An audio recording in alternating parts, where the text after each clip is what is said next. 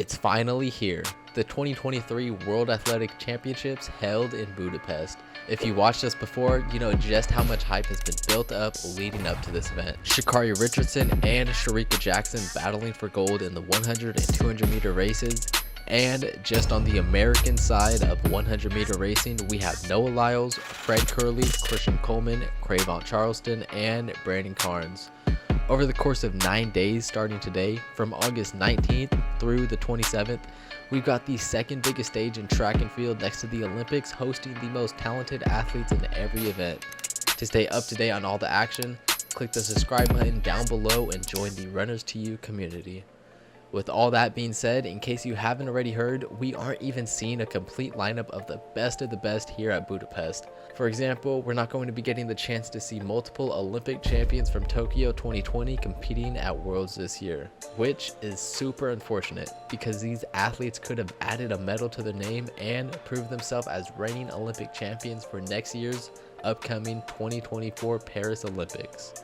These athletes include the likes of the 100 and 200 meter champions Marcel Jacobs and Andre de Grasse, as well as Sydney McLaughlin, the 400 meter hurdle champion and world record holder.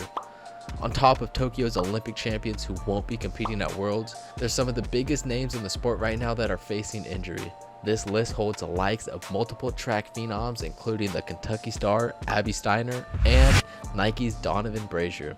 The most recent and shocking decision of all athletes to pull out of the Budapest World Champs was by none other than the New Balance sponsored Sydney McLaughlin. Even though McLaughlin had qualified for Worlds in the open 400 meter and the 4x400 meter events, she, just as many other athletes, isn't racing due to an injury.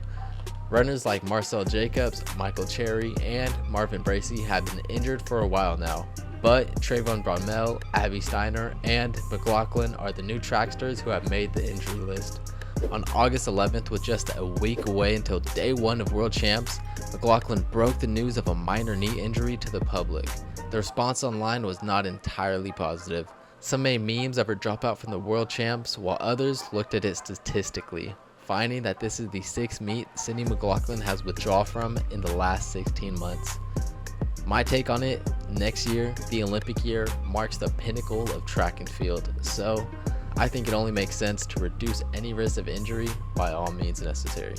But Sydney McLaughlin isn't the only one who faced criticism this year following an injury. After announcing an upcoming surgery, Abby Steiner found herself receiving negativity online around her being unable to accept a loss and only mentioning an injury because she wasn't able to qualify for Worlds. As we set the stage for the 2023 World Championships, we cannot forget about the long list of competitors who we will not be seeing on the track due to undergoing an injury. The list goes on and on. Please drop a comment down below for anyone who we missed.